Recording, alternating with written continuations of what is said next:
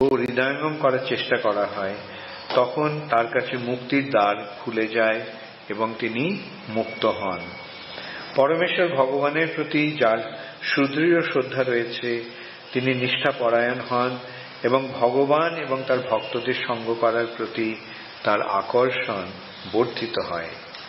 ভগবত ভক্তের সঙ্গ করা মানে ভগবানের সঙ্গ করা। যে ভক্ত এইভাবে সঙ্গ করেন, তার ভগবানের সেবা করার বাসনা বর্ধিত হয় এবং তারপর ভগবত ভক্তির চিন্ময় স্তরে অবস্থিত হওয়ার ফলে তিনি ধীরে ধীরে সিদ্ধি লাভ করেন। কপিল দেব তার মা দেবাহুতিকে এই উপদেশ দিচ্ছেন।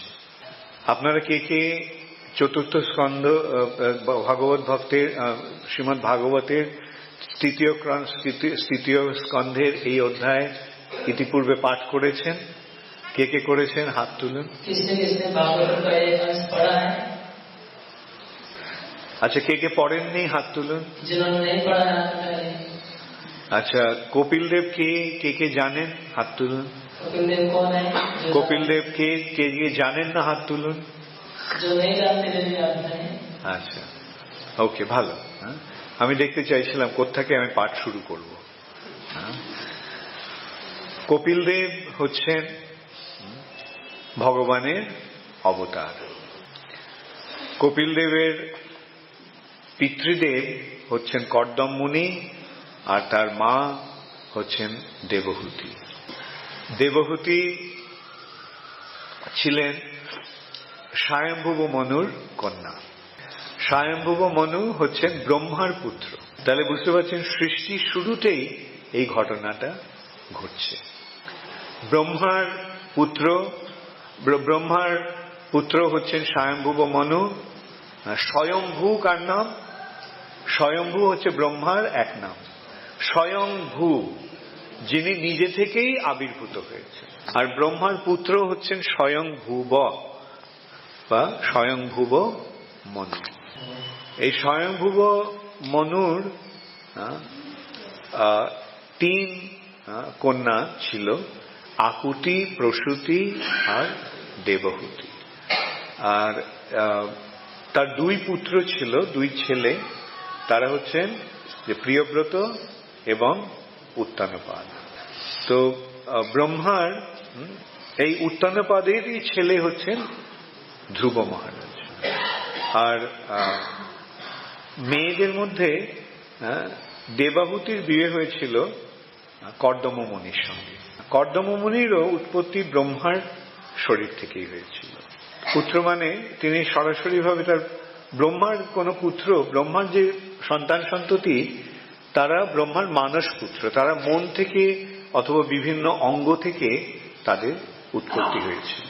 যেমন এই যে স্বয়ম্ভুব মনু, স্বয়ম্ভুব মনুর জন্ম থেকে ব্রহ্মা আর ব্রহ্মার স্ত্রীর মাধ্যমে হয়নি। ব্রহ্মার স্ত্রী থেকে কোনো সন্তান সন্ততি সেইভাবে হয়নি। যেমন মনুর আবির্ভাব হয় ব্রহ্মার দক্ষিণ অঙ্গ থেকে, আর ব্রহ্মার বাম অঙ্গ থেকে শতরূপার আবির্ভাব হয়। এই মনু এবং শতরূপাই হচ্ছে প্রথম দম্পতি, এবং এই মনু এবং শতরূপা থেকেই মানুষের সৃষ্টি হয়েছে। তাই মনুর যেহেতু পুত্র বা মনুর সন্তান সন্ততি, তাই জন্য তাদের বলা হয় মানব। তো এই মনুর যে সন্তান সন্ততি, তাদের প্রথম ইতিহাস আমরা এইভাবে পাচ্ছি যে দেবাহুতির সঙ্গে কর্দম মুনির বিবাহ হলো। কর্দম মুনি কি একজন ঋষি। তিনি সরস্বতী নদীর তীরে তিনি ধ্যানে মগ্ন সারাক্ষণ। আর শতরূপা হচ্ছে রাজার কন্যা। আর মনু কেবল রাজাই নয়, মনু হচ্ছে সারা পৃথিবীর অধীশ্বর বলা যায়। তো সেই রাজকন্যার সঙ্গে কার বিয়ে হলো? কর্দম মুনির, যার না আছে কোনো বাসস্থান, না আছে অন্ন বস্ত্রের সংস্থান, আর না আছে তার কোনো বাহ্য জ্ঞান। তিনি সর্বদাই ধ্যানে মগ্ন। কিন্তু ব্রহ্মা মনুকে বললেন যে তোমার কন্যার সঙ্গে বিয়ে হোক, এই কর্দম মুনি। কেন ব্রহ্মা জানতেন যে এই সংযোগের ফলে ভগবানের আবির্ভাব হবে।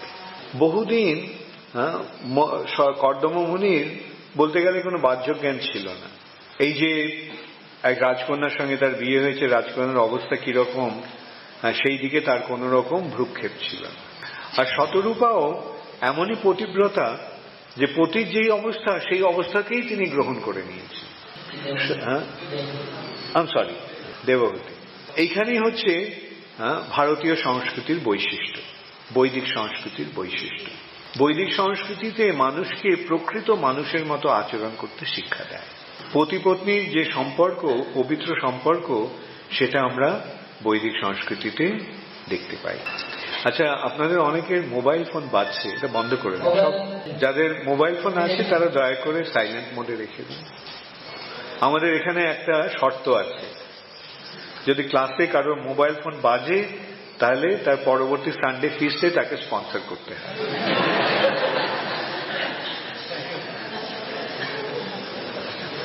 তো যারা সানডে ফিস্ট স্পন্সর করতে ভালোবাসে তারা আপনাদের মোবাইল ফোনটাকে চালু রাখুন। তো মনু কর্দম মুনি সেই একদিন দেখলেন, তার মনে হচ্ছে দেখলেন যে এই যে দেবহূতি তার পত্নী যে রাজকন্যা, সে জীর্ণ শীর্ণ হয়ে গেছে, তার মাথার চুলে জটা পড়ে গেছে, তার পরার মতো কোনো কাপড় নেই, গাছের ছাল পড়ে আছে। তো দেখে কর্দম মুনির খুব মনে কষ্ট হলো, ভাবলেন যে এই রাজকন্যা আমার জন্য এত দুঃখ কষ্ট ভোগ করছে। তখন তার মনে কষ্ট হলো এবং তিনি তখন ভাবলেন যে রাজকন্যাকে কিছু সুখ ভোগের আয়োজন করা যায়। তো তিনি কি করলেন, তিনি একটা গ্রহ তৈরি করলেন, আর সেই গ্রহটি সব রকমের ঐশ্বর্য সম্ভার এবং সুখভোগের সামগ্রীতে পরিপূর্ণ। আর সেই গ্রহটি কি, সেটি মনের ইচ্ছা অনুসারে ইয়েতে ভ্রমণ করতে পারে, অন্তরিক্ষে ভ্রমণ করতে পারে। আর সেখানে অসংখ্য দাস দাসী, এবং সেখানে কর্দম মুনি দেবহূতিকে নিয়ে বহুদিন ব্রহ্মাণ্ডের বিভিন্ন স্থানে ভ্রমণ করলেন, এবং তাদের মিলনের ফলে প্রথমে কয়েকজন কন্যার জন্ম হল এবং অবশেষে কপিল মুনির জন্ম হল। কপিল মুনি হচ্ছেন ভগবানের অবতার। কপিল মুনির জন্মের কিছুদিন পর কর্দম মুনি গৃহত্যাগ করে তিনি বনে চলে গেলেন। তারপরে কর্দম মুনি চলে যাওয়ার সময় তিনি তার পত্নী দেবহূতির ভার, তার পুত্র, এবং এখানে আমরা দেখতে পাচ্ছি এক সময় দেবহূতি এবং কর্দম মুনি দুজনেরই জ্ঞান ছিল, জানা ছিল যে তাদের যে পুত্র তিনি হচ্ছেন স্বয়ং ভগবান। এবং দেবহূতি তাই এক সময় কপিল দেবকে প্রশ্ন করলেন যে এই জড়জগতের যে দুঃখময় পরিস্থিতি, এই পরিস্থিতি থেকে উদ্ধার লাভের উপায় কি? ইন্দ্রিয় সুখ ভোগের যে দুঃখময় পরিস্থিতি, এই পরিস্থিতি থেকে কিভাবে উদ্ধার লাভ করা যায়? আমি এই জঘন্য ইন্দ্রিয় তৃপ্তি সুখ ভোগের চেষ্টায় প্রতি পূর্ণভাবে বিরক্ত হয়েছি। তখন কপিল দেব তার মাকে উপদেশ দিতে শুরু করেন, এবং এই যে উপদেশ, সেটি এই অধ্যায়ে ভগবত ভক্তির মহিমার মাধ্যমে বর্ণিত হয়েছে। কপিল মুনি তার মাকে কি বোঝালেন? তিনি বোঝালেন যে এই জড়জগতের বন্ধন থেকে মুক্ত হওয়ার একমাত্র উপায় হচ্ছে ভগবত ভক্তি। ভগবত ভক্তি ছাড়া জড়জগতের বন্ধন থেকে মুক্ত হওয়ার আর কোনো উপায় নেই। এই তত্ত্ব বিশ্লেষণ করতে করতে কপিল মুনি এই শ্লোকটিতে এসেছেন। এই শ্লোকটিতে তিনি কি বিশ্লেষণ করছেন? শতাং প্রসঙ্গান মম বীর্য সংবিদ। সৎ মানে সাধু, আর সাধু মানে ভগবত ভক্ত। অথবা দাড়ি থাকলেই সাধু হয় না, অথবা গেরুয়া কাপড় পরলেই সাধু হয় না। সাধুকে মহাত্মানস্তু মাং পার্থ দৈবীং প্রকৃতি আশ্রিত। যিনি ভগবানের দৈবী প্রকৃতি বা অন্তরঙ্গ শক্তি অর্থাৎ ভগবত ভক্তির পন্থা অবলম্বন করেছেন, তিনি হচ্ছেন মহাত্মা বা সাধু। তো এখানে তিনি বলছেন যে শতাং প্রসঙ্গান, এই সাধুদের প্রসঙ্গান মানে সঙ্গ প্রভাবে, সাধুদের সঙ্গ করার ফলে মম বীর্য সংবিদ, আমার মহিমা সমন্বিত বা আমার বীর্য সমন্বিত ভগবত কথা প্রকাশিত হয়। কেন ভগবানের ভক্ত সঙ্গ করলে ভক্ত কি শোনাবে? ভগবানের ভক্ত সঙ্গ প্রভাবে কি আমরা এই ভৌতিক জগতের কাহিনী শুনতে পাই? না, ভগবানের সঙ্গ প্রভাবে আমরা ভগবানের লীলাবিলাসের কথা, ভগবানের মহিমার কথা আমরা শ্রবণ করতে পারি। এই যেমন আপনারা এখন অনেকে এই তীর্থ ভ্রমণে বেরিয়েছে, তীর্থ ভ্রমণে ভক্ত সঙ্গ হচ্ছে, আশ্রয় গৌরাঙ্গ প্রভুর সঙ্গ হচ্ছে এবং অন্যান্য ভক্তদের সঙ্গ হচ্ছে। তার ফলে কি কথা হচ্ছে? ভগবানের কথা হচ্ছে। তো তার মানে তাহলে দেখা যাচ্ছে ভগবত ভক্তের সঙ্গ প্রভাবে কি হয়? ভগবত ভক্তির, ভগবানের লীলাবিলাসের এবং ভগবত তত্ত্বের মহিমা আমরা জানতে পারি। তার ফলে কি হয়? ভবন্তি, ভবন্তি শব্দটার অর্থ কি? হয়। ভবন্তি হৃৎকর্ণ রসায়না কথা, হৃদয় এবং কর্ণের রস আয়ন। রস আয়ন, রসটা কি বস্তু? রস বস্তুটা হচ্ছে আনন্দের ভিত্তি, যার মধ্যে দিয়ে আনন্দ আস্বাদন হয় বা হৃদয়ের ভাবের উপলব্ধি হয়, সেটি হচ্ছে রস। এবং এই রসায়ন, এই রসের প্রভাবের দ্বারা প্রভাবিত হয়ে আমরা প্রকৃত আনন্দ আস্বাদন করতে পারি। ভবন্তি হৃৎকর্ণ রসায়না কথা, অর্থাৎ ভগবত ভক্তের কাছে ভগবানের মহিমা শ্রবণ করার ফলে কি হয়? হৃদয় আনন্দে ভরে যায়, তাই নয় কি? না, ভক্তের কাছে ভগবানের কথা শুনলে মনের হৃদয়ে ব্যথার অনুভূতি হয়, হয় না? তো ভেরি গুড, অনেকের হয়। রাবণের হতো, রামের মহিমা শুনলে রাবণের হৃদয়ে জ্বলে যেত। তেমনি দুর্যোধনেরও যুধিষ্ঠির এবং পাণ্ডবদের মহিমা শুনে, কৃষ্ণের মহিমা শুনে ওর একেবারে হৃদয় জ্বলতে থাকতো। নিজেই বলতো যে এক অসহ্য আগুনে আমার হৃদয় জ্বলে যাচ্ছে। কিন্তু ভক্তের হৃদয়, ভক্তের কাছে ভগবানের কথা শুনলে কি হয়? রসায়না কথা, আনন্দের উন্মেষ হয়, আনন্দের উদয় হয়। এবং তার ফলে কি হয়? তজ্জোষণাৎ, তার ফলে আশু, শীঘ্রই। আশু মানে খুব তাড়াতাড়ি। তজ্জোষণাৎ আশু, সেই অনুশীলনের ফলে শীঘ্রই, অর্থাৎ ভগবত ভক্তের কাছে ভগবানের লীলাবিলাস শোনার ফলে শীঘ্রই, অচিরেই অপবর্গ বর্তমনি, যে মুক্তির পথ প্রশস্ত হয়ে যায়। যেমন পবর্গ শব্দটার অর্থ কি? পবর্গ, পবর্গ হচ্ছে ভৌতিক জগতের যে স্থিতি, সেটা হচ্ছে পবর্গ, জড় জাগতিক স্থিতি। জড় জাগতিক স্থিতিতে কি হচ্ছে? জড় জাগতিক স্থিতি হচ্ছে পবর্গ কি? প ফ ব ভ ম। এই যে এটা কটা বর্গ আছে বাংলা ইয়েতে? 5টা। কি বর্গ? ক, চ, ট, ত, প। ক বর্গ, চ বর্গ, ট বর্গ, ত বর্গ এবং সবশেষে প বর্গ। আর এই প বর্গতে কি কি শব্দ আছে, কি কি অক্ষর আছে? প ফ ব ভ ম। সেই প বর্গ হচ্ছে ভৌতিক জীবনের প্রতীক। যেমন পতে কি? পতে হচ্ছে পাপ অথবা পরিশ্রম, এবং তারপরে এই পরিশ্রমের ফলে কি হচ্ছে? ফেন। যেমন মুখে ফেনা উঠে যাচ্ছে, কাজ করতে করতে, খাটতে খাটতে, পরিশ্রম করতে করতে, এই জড়জগতের সঙ্গে বোঝাপড়া করতে গিয়ে, পরিশ্রম করতে করতে মুখে ফেনা উঠে যায়। তারপরে এই সমস্ত পরিশ্রম, এই সমস্ত প্রচেষ্টা ব্যর্থ। তারপরে কি হচ্ছে? ভতে ভয়, আর তারপরে মতে মৃত্যু। তো এই যে প বর্গ, সেই প বর্গটা বিনষ্ট হয়ে যায়, তাই বলা হচ্ছে অপবর্গ। অ মানে না, অ মানে নিষেধ, এই প বর্গ নিষেধ হয়ে যাচ্ছে।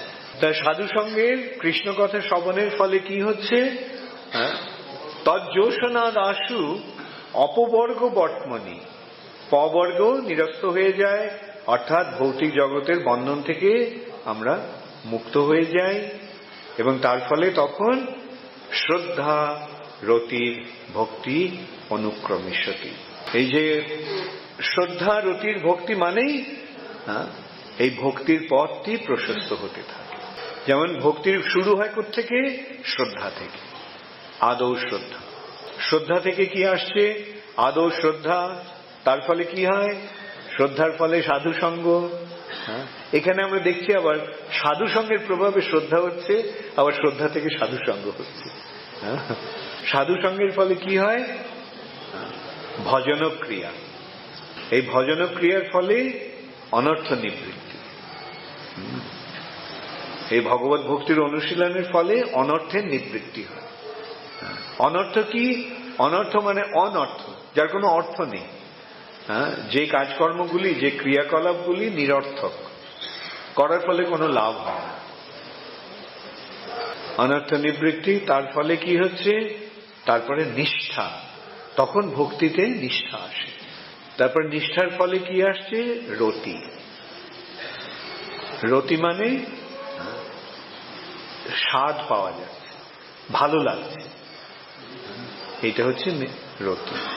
এবং রতির ফলে শ্রদ্ধা রতি থেকে আসছে ভক্তি, রতি থেকে ভাব, এবং ভাবের ফলে প্রেম। তো এইভাবে শ্রদ্ধা রতির ভক্তির অনুক্রমিষ্যতি, অনুক্রমিষ্যতি মানে ক্রমশ এর দৃঢ় থেকে দৃঢ়তর হচ্ছে। তো এইভাবে আমরা দেখতে পাচ্ছি সাধু সঙ্গের ফলে কি হয়, সাধু সঙ্গের প্রভাবেই আমরা প্রকৃত ভগবত ভক্তি লাভ করতে পারি। তো আপনারা সাধু সঙ্গ হচ্ছে, আচ্ছা আপনারা কে কে ভগবত ভক্ত হতে চান? Very good. তো ভগবত ভক্ত হতে হলে কি করতে হবে তাহলে? সাধু সঙ্গ করতে হবে। সাধু সঙ্গ, সাধু সঙ্গ, সাধু সর্বশাস্ত্রে কয় লবমাত্র সাধু সঙ্গে সর্বসিদ্ধি হয়। লবমাত্র সাধু সঙ্গ, লবটা কতক্ষণ, 1 সেকেন্ডের 11/1 হচ্ছে লব। তো এইটুকু অল্প সময়ের জন্য ভগবত ভক্তের সঙ্গ প্রভাবে আমরা ভগবত ভক্তি লাভ করতে পারি, সর্বসিদ্ধি হয়। এই যে ভক্তির পথ আমরা অবলম্বন করতে চাইছি সেটা সর্বতোভাবে সিদ্ধ হবে। ততএব এই যে সাধু সঙ্গের সুযোগ আপনারা ইসকনের মাধ্যমে পাচ্ছেন, সেটি যথার্থ সদ্ব্যবহার করুন। ইসকন মানেই হচ্ছে আন্তর্জাতিক ভগবত ভক্তের সঙ্গ। আপনি যে পৃথিবী যেখানেই যাবেন দেখবেন সেখানে ইসকন আছে, আর যেখানে ইসকন আছে সেখানে কি আছে, ভগবানের ভক্তরা আছে। তো এইভাবে আমরা পৃথিবীর সর্বত্র ভগবত ভক্তের সঙ্গ লাভ করার সুযোগ পাচ্ছি। যেমন আপনারা কলকাতা থেকে যারা উজ্জয়িনীতে এসেছেন তারা এখানে ভক্ত সঙ্গ লাভ করছেন। এই সঙ্গ লাভটা ভালো লাগছে। আচ্ছা, তারপরে কোথায় যাবেন? Somnath. There is a temple there? ও ঠিক আছে। তো আপনারা সকলে আছেন মহাদেবের সঙ্গ, রাইট, মহাদেবের সঙ্গ পাবেন। Very good. বৈষ্ণবা নাম যথাসঙ্গ, এখানেও মহাদেবের লিঙ্গ আছে। জ্যোতির্লিঙ্গ 12টি জ্যোতির্লিঙ্গ আছে শিবের, তার মধ্যে উজ্জয়িনী হচ্ছে একটি। আবার এই স্থানটি হচ্ছে সান্দীপনী মুনির আশ্রম, যেখানে কৃষ্ণ এবং বলরাম শিক্ষার্থী হয়ে এসেছিল। আর ভগবত ভক্তির পন্থাটা অত্যন্ত সরল, খুবই সহজ। ভক্তের সঙ্গ প্রভাবে কি হবে, ভক্ত আমাদের কি বোঝাবে, বা ভক্তরা আমাদের কি বুঝিয়েছে? ভক্তরা বুঝিয়েছে যে কলিযুগের যুগধর্ম হচ্ছে হরিনাম সংকীর্তন। এবং কলিযুগে অর্থাৎ কলিযুগে আমরা যদি আধ্যাত্মিক প্রগতি করতে চাই তাহলে আমাদের হরিনামের আশ্রয় গ্রহণ করতে হবে। এবং এই নাম রূপে ভগবান যে অবতীর্ণ হয়েছেন তার সেবা কিভাবে হবে, তার ভগবানের পূজা এই কলিযুগে কিভাবে হবে? কলিযুগে ভগবানের আরাধনার পন্থা হচ্ছে শ্রবণ এবং কীর্তন। এই নাম, শ্রবণ এবং কীর্তন। এবং এই শ্রবণের কীর্তনের ফলে কি হবে? ঈষৎ বিকশী পুনঃ দেখায় নিজ রূপগুণ। এই যে হরিনাম,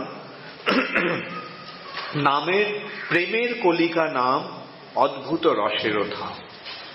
এই যে হরিনাম, এটা হচ্ছে কৃষ্ণ প্রেমের কলি। আচ্ছা, এই কলি ঈষৎ বিকশী। কলি থেকে কি হয়? আস্তে আস্তে ফুল ফোটে। তো ফুল ফোটার ওই ঈশ্বর অল্প একটুখানি খুলেই তখন কি করছে? কলিটা কি করছে? আমাদের কৃষ্ণের নাম, কৃষ্ণ নাম, আমাদের এই নাম রূপে যে কৃষ্ণের প্রেমের কলিকা, তার থেকে কৃষ্ণের রূপ এবং কৃষ্ণের গুণ প্রকাশিত হবে। ঈষৎ বিকশী পুনঃ দেখায় নিজ রূপগুণ, এবং আর পূর্ণ বিকশিত হইয়া ব্রজে মরে যায় লইয়া। এই যে নাম রূপ যে কলি, সেটা যখন পূর্ণরূপে বিকশিত হবে, তখন সে কি করবে? আমাকে বৃন্দাবনে নিয়ে যাবে আমাদের, মানে এবং সেখানে গোলক বৃন্দাবনে সেখানে কৃষ্ণ পাশে রাখে গিয়া আমাদের স্বরূপ প্রদান করে শ্রীকৃষ্ণের সেবায় বা কৃষ্ণের পার্ষদ রূপে আমাদের ওখানে নিয়ে যাবে। তাহলে দেখুন, এই নামের মধ্যে সবকিছু রয়েছে। তাহলে ইস্কনে এলে আমরা কি জানতে পারছি? ইস্কনে এলে আমরা এই শিক্ষা পাচ্ছি যে নামাশ্রয় করি যতনে তুমি থাকো হো আপন কাজে।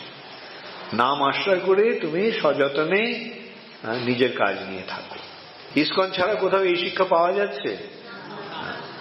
ইস্কনে আসার ফলে হয়তো অন্যান্য যে সংস্থা আছে তাদের সঙ্গে যোগসাযোগ হচ্ছে, কিন্তু প্রথমে আমরা ইস্কনের মাধ্যমেই এই তত্ত্বটা জানতে পারছি। ইস্কন ছাড়া, ইস্কনে না হলে আপনারা কি করতেন? আপনারা এই উজ্জয়িনীতে আসতেন না কলকাতায় দুর্গাপূজা করতেন? সব ওই দুর্গাপূজা কালী পূজা নিয়ে মেতে থাকে। দুর্গাপূজার পরে লক্ষ্মী পূজা, দুর্গাপূজা, লক্ষ্মী পূজা, কালী পূজা। কিন্তু ইস্কনে আসার ফলে কি হয়েছে? ইস্কনে আসার ফলে আমরা জানতে পেরেছি দেবতা আর ভগবানের মধ্যে পার্থক্য কি। এই যে দেব দেবী, এরা কারা? দেব দেবীরা হচ্ছে এই ব্রহ্মাণ্ডের বিভিন্ন বিভিন্ন বিভাগীয় অধিকর্তা, কর্তা এবং কর্ত্রী। যেমন ইন্দ্রদেব, ইন্দ্রদেব দেবতা, ওর কাজটা কি? ইন্দ্র হচ্ছে বৃষ্টির দেবতা, অগ্নিদেব আগুনের দেবতা, বরুণ দেব জলের দেবতা। অর্থাৎ এই যে আগুন, বৃষ্টি, জল ইত্যাদি বিভাগ রয়েছে, সেগুলির অধ্যক্ষতা করছেন এই সমস্ত দেবদেবীরা। আর এরকম বিভিন্ন বিভাগ রয়েছে, যেমন জলের বিভাগ, তারপরে আর কি বিভাগ আছে আপনারা মনে করতে পারেন? শিক্ষা বিভাগ, শিক্ষা বিভাগের অধ্যক্ষকে সরস্বতী। তারপরে অর্থ বিভাগ, তার ইয়েকে লক্ষ্মী। বিশ্বকর্মা। ইঞ্জিনিয়ারিং ডিপার্টমেন্টের অধিকর্তা বিশ্বকর্মা। তো এরা হচ্ছে দেব দেবী। কিন্তু ভগবানকে, ভগবান আর দেবদেবী সমান না। ভগবানকে, ভগবান, ভগবান শব্দটার অর্থ কি হচ্ছে? ভগ অস্তি ইতি ভগবান। যার ভগ আছে তিনি ভগবান, যার ধন আছে তিনি ধনবান, যার গুণ আছে তিনি গুণবান। তাহলে ভগবান মানে যার ভগ আছে। এই ভগ বলতে কি বোঝানো হচ্ছে? যে যার মধ্যে সমগ্র ঐশ্বর্য, সমগ্র বীর্য, সমগ্র যশ, সমগ্র শ্রী, সমগ্র জ্ঞান এবং সমগ্র বৈরাগ্য রয়েছে, তিনি হচ্ছেন ভগবান। তাহলে ইস্কন আমাদের কি শিক্ষা দিচ্ছে? প্রথমে আমাদের এমনিতে আমরা আগে কি ভাবতাম দুর্গা, কালী, সরস্বতী, কৃষ্ণ, রাম এসব এক। এইভাবে আমরা সব একাকার করে দিয়েছিলাম। কিন্তু এখন আমরা জানতে পারছি কি দেবদেবী কারা আর ভগবান কি, এক হলে ঈশ্বর কৃষ্ণ আর সব কৃত্য। তো এইভাবে আমরা ইসকনের মাধ্যমে প্রকৃত তত্ত্বটি জানতে পেরেছি, এবং এই তত্ত্বটি যে যথাযথ সেটা কিভাবে আমরা প্রমাণ পাচ্ছি আমরা দেখছি। ভগবত গীতাতে এই কথাই বলা হচ্ছে, শ্রীমদ্ ভাগবতে এই কথা বলা হচ্ছে, ব্রহ্মসংহিতাতে এই কথা বলা হচ্ছে, সমস্ত বেদে এই কথা বলা হচ্ছে, সমস্ত পুরাণে এই কথা বলা হচ্ছে। অতএব এইভাবে প্রমাণিত হয়ে যাচ্ছে যে এইটি হচ্ছে প্রকৃত পন্থা। তো এই পথটি আপনারা গ্রহণ করেছেন? কে কে করেছেন? Very good. তো আপনারা সকলে নামার এই পথটিকে যথাযথভাবে অবলম্বন করে ভক্তির পথে অগ্রসর হয়ে আপনাদের জীবন সার্থক করুন। আচ্ছা, কারো কোনো প্রশ্ন আছে?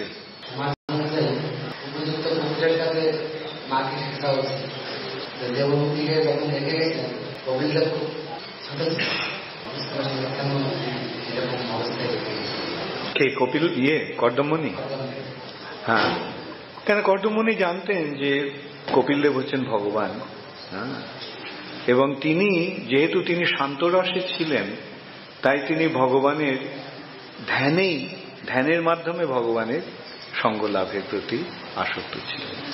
তাই জন্য তিনি এমন একটা পরিস্থিতিতে চলে গেলেন যে যেখানে গিয়ে তিনি নিরবচ্ছিন্ন ভাবে আনইন্টারাপ্টেডলি ভগবানের মনন করতে পারেন, ধ্যান করতে পারেন। সেই জন্য যদিও কপিল মুনির তখন শাস্ত্র আমি অন্তত উল্লেখ পাইনি বয়স কত ছিল, কিন্তু ভগবান 1 বছরই হোক আর 10 বছরই হোক, ভগবান তো সর্ব অবস্থাতেই ভগবান, এবং যিনি সেটা জানেন তিনি তার কাছে তার উপর সমস্ত দায়িত্ব দিয়ে চলে যেতে পারেন। হরে কৃষ্ণ।